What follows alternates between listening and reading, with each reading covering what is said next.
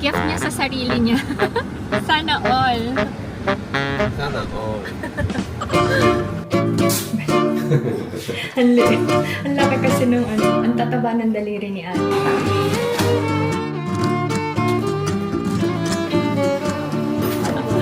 Try tayo. 운동 다 됐지? 끝날 거네. Enjoy your class and enjoy your time with your friends.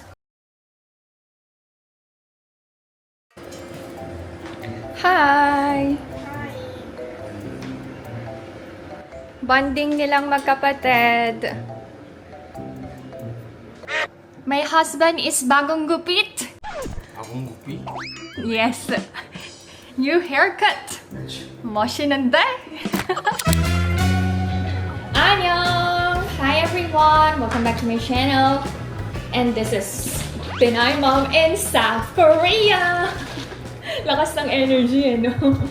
Hindi maayos yung tulog ko lately kasi hindi na puyat si Ina. Tapos na finals eh. At yung nabili namin sa Hanaru Mart, tikman ko nga. Uy! Uy, ang sarap ah! Lasang ano? Beans. Si Alex si Ina. Ito yung last na tinola. Kumain na yung mga bata, maaga silang nag-prepare. Si Ina may academy, si Ijun gagala, together with his friends. Punta sila sa Songsu. Kaya tayo. Si Alex nagpe-prepare ng breakfast niya. Chicken breast. Nakakain ako ng paminta. Nangihingi siya ng ano, panggala niya. 얼마나 줘? 어? 100,000 won! Kakain sila sa ano, buffet. 운동 다 됐지? 끝날 거네. Ah, raso-raso. 끝났잖아. Ah, okay. May allowance siya na 50,000 won. 10만 원 넣어주면 돼? 너는 10만 원, 너는 5만 원? 너는 비싸. 너가 10이라고? 한 달 용돈 한 달 용돈이야 7월 달까지. Si Ina, alam nyo, pag hindi niya kailangan, kahit kami nag-o-offer, hindi niya tatanggapin.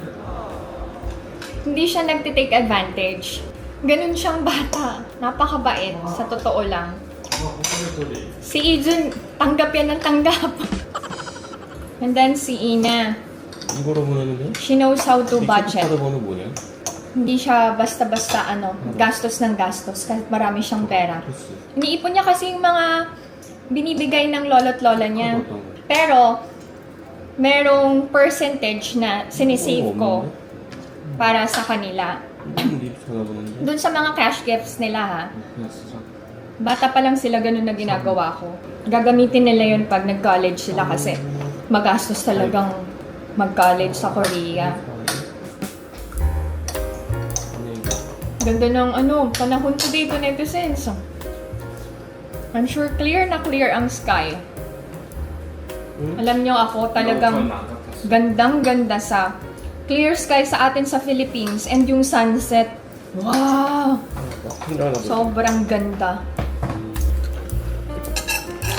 Nag-prepare na ako ng side dishes. 젓가락 주세요. Chocolate.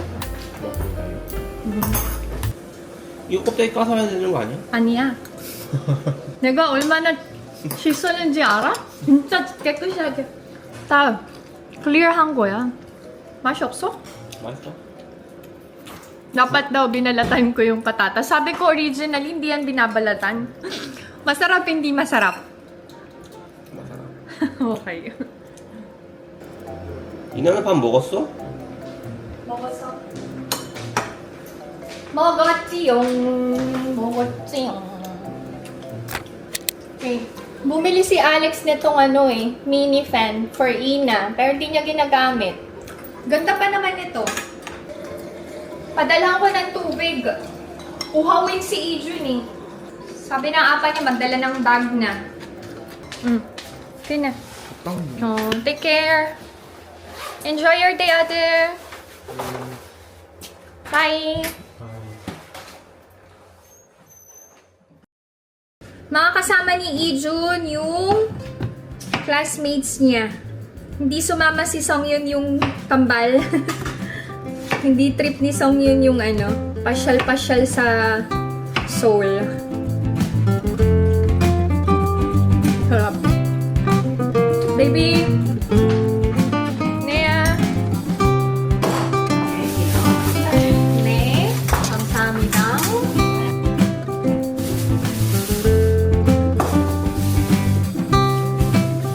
Nag-request si Ina kung pwedeng bumalik kami sa Busan. So, request granted! Yay! We're going to Busan again for the kids' summer break. And sa academy kasi, meron ding 3 days na pahinga. So, deserve naming lahat ng pahinga. And alam nyo to, netizens, dito sa Korea, ang mga workers ay merong 3 days na pahinga from their work. So, lahat yan ng mga nagtatrabaho.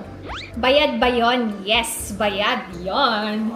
Even yung mga factory workers ba na kababayan natin, merong pahinga? Yes, meron din silang pahinga. And alam nyo, yung ibang companies nagbibigay pa ng summer bonus. Oh, di ba? Yung pang relax ba ng mga workers? Sana all. And I think isa yun sa mga nilulook forward ng mga kababayan natin. Paano ko nalaman? Kasi si Simon, di ba? Dati siyang factory worker sa Korea. So, yun. Excited si Simon kapag medyo mahaba yung pahinga. Kasi alam nyo, usually, ang 3 days na pahinga ay nag-start ng Wednesday, Thursday, Friday, plus Saturday, Sunday. So, 5 araw yon. Or, minsan, merong Saturday, Sunday, Monday, Tuesday, Wednesday. Ganon yung schedule ng summer break. Sino ba naman ang hindi matutuwa? Diba? Kung may pahinga ka na, bayad ka pa. Thank you, Lord. Alam nyo, sobrang tuwang-tuwa ako and proud na proud ako kay Beb Jessie Che. Kasi, kasabay ko siyang mag-YouTube nung pandemic. So, ang content niya pa before ASMR. Tapos, gandang-ganda na talaga ako at galing na ako sa kanya. And, nagkita na din kami ni Jessie. Kaya lang, na-stop yung communication namin nung nag-work na siya. Kasi sobrang busy din niya. And finally, alam nyo, she got the spotlight na ang tagal din niyang hinintay. So, Beb, I'm so proud of you. You know that. So, keep improving your skills. Sa baking, sa cooking, alam niyo, magaling talaga siya. Yun yung kinaiingitan ko sa kanya. Sobrang niya ma-effort talaga siya sa mga ginagawa niya. And I'm glad that she's sharing stories na din. Kasi before, alam niyo, nahihiya siya sa boses niya. Sabi ko sa kanya, hindi naman, pang lalaki boses mo. Okay naman Ngayon, marami nang nakaka-appreciate sa kanya. Marami nga nagagandahan sa boses niya. O, diba? Enjoy your class and enjoy your time with your friends. Maniso? Kanyang wallet. Si Cortis. Nugoy Cortis member yan eh. Kono. Bye! Love you!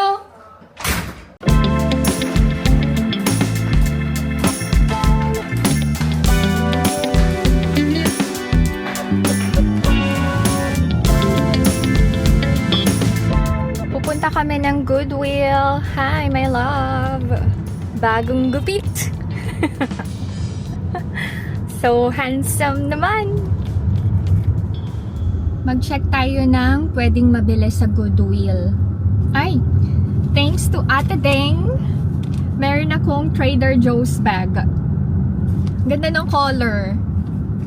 Kakulay ng aking cap. Oy! Perfect. Parang magbe-beach lang yun. Hindi, ukay-ukay look. Yan. Sama na kayo to netizens. Ha?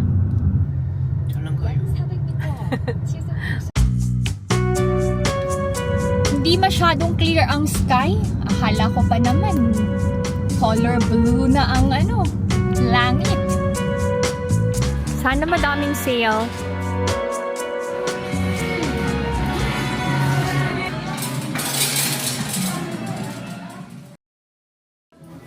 May mga skincare, oh. Sabi ko, bili kami ng damit niya dito, eh. Ay! Ang cute, oh. Magkano to? Kaya lang, maliit. Made in Korea pa naman.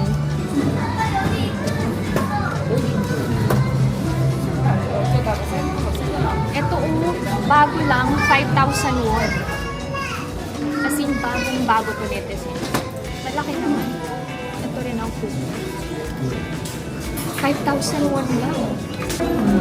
Grabe, itong ratanta, worth 2,000 won lang. Linis pa sa loob. Pero may ratantag na. Grabe to netizens, mga bago pa na bags. Magkano to? Bago pa talaga, May mga snacks din. Nakabili ako ng jelly. May spaghetti sauce.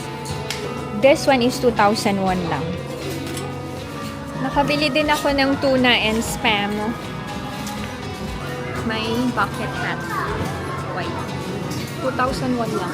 Ganda.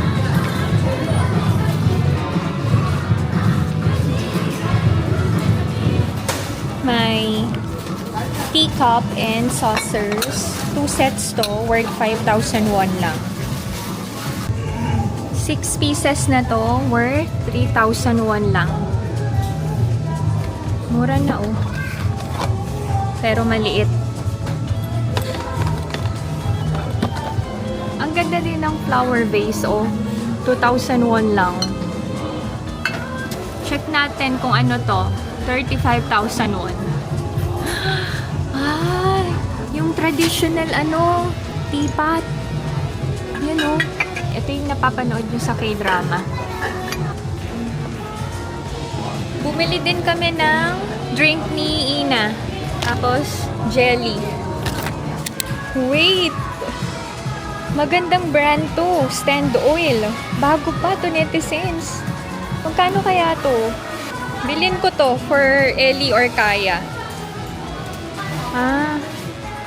Drink din to, Messy siya. Magkano to? Pag isang bottle, 2,000 won. Tapos, 2 plus 1 worth 4,000 won na lang. Buti na lang nakita ko na hindi na good condition yung bag. Sayang naman.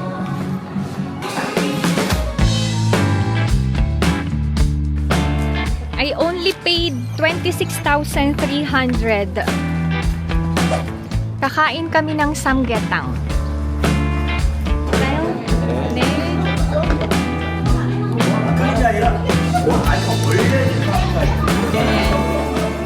Alcoholic drink to, traditional.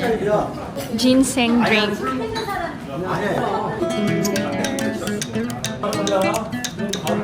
Okay, ganito yung sausawan. Ay!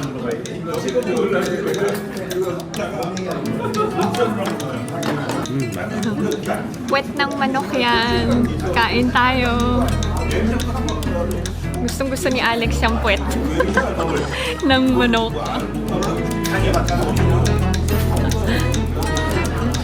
Kain tayo.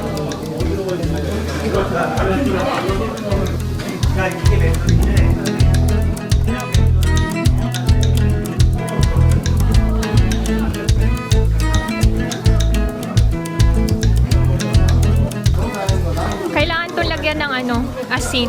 Matabang to Okay, ganito yung itsura ng samgyetang. Baby chicken to Tapos, yan, merong laman na malagkit to na kanin sa loob. Pakita ko sa inyo to. Ayan. Tapos may ginseng sa loob. May jujube. Korean traditional healthy food. Kinakain ng mga Koreans ang samgyetang pag summer. Naniniwala sila na maganda sa katawan ang samgyetang and nakaka-relax, refreshing after kumain ng samgyetang.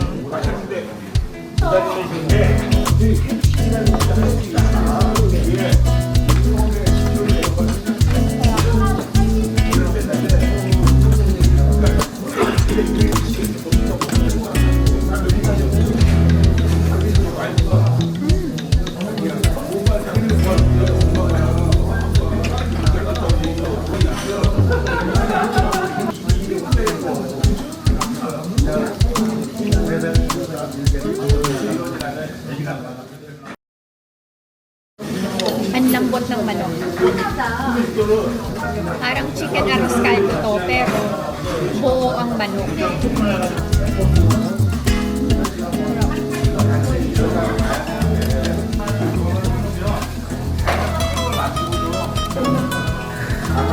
Hindi na-try ko nila nanay eh. Nandito sila. Sayang. Ang ingay ng mga Korean.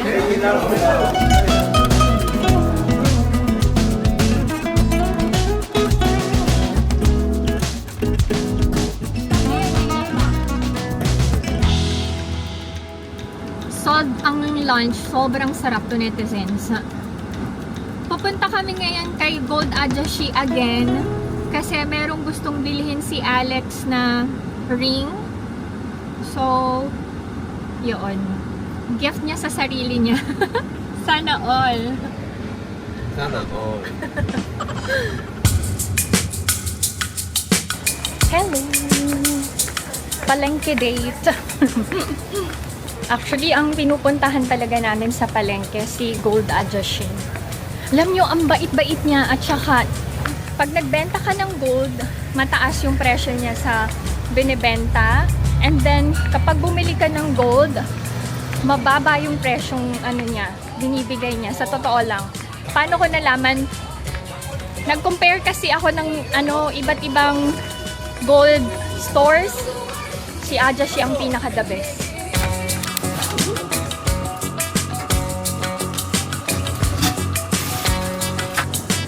Ang ganda ng mga halaman and bulaklak. Oh. Mga army, hello. Si Gold Ajashi, malaki yung binibigay niyang discount kasi nagbabayad kami ng cash. So, tip ko sa inyo, pag may gusto kayong bilhin and may pera naman kayo, hindi nyo kailangan gumamit ng credit card, i-cash nyo na lang. Malaki yung ibibigay na discount sa inyo. 안녕하세요. 또 왔어요.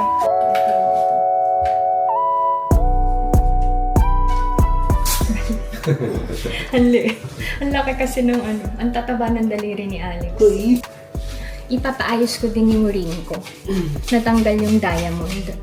Nakapili na siya. Alam niya na yung bibiling niya kasi nanggaling na kami dito nung nakaraan. Hindi lang namin nabili kasi kulang yung dala naming cash. Pang isang singsing lang yung dala naming pera.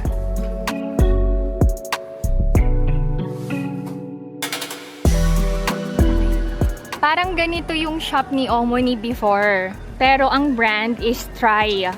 Kalaban niya ng BYC. So ganito. Yan. Para may idea kayo. Pero sinara na ni Omoni yun after ng first birthday ni Iju. 뭐 사건데? Ay, bili kami ng prutas ulit. Yung cherry, 400 grams, 600. Ay, parang ang ganda nung cherry, oh. Meron kaming nabiling cherries and peaches. Maraming vendors dito. Malamang kasi palengke. Alam nyo, mas mura talaga sa palengke and mas fresh yung binibenta kaysa sa mart. Ang problema kasi, walang malapit na palengke sa amin. So, kailangang magbiyahe around 30 minutes bago makapunta dito sa palengke. Dati, nung dito pa kami nakatira, nilalakad ko lang Huwag pupunta sa palengke. Ngayon kasi ano na eh. Malayo na eh. Uwi na kami to netizens. See you at home.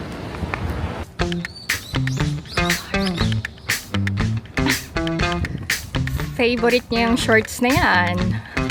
Pagkalabas, suot ulit. Magpapagas kami. Naghahanap siya ng may pinakamurang gasoline station. Dito yung pinakamurang gasoline station.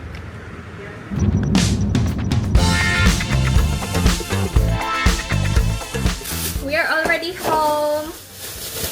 Prepare ako ng fruits na binili ko sa palengke.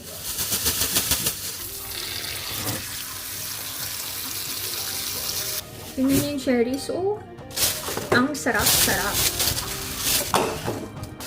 Nanonood kami ng drama, yung Born Rookie. Actually, tapos ko na. Pero si Alex, di niya pa napanood yung ending.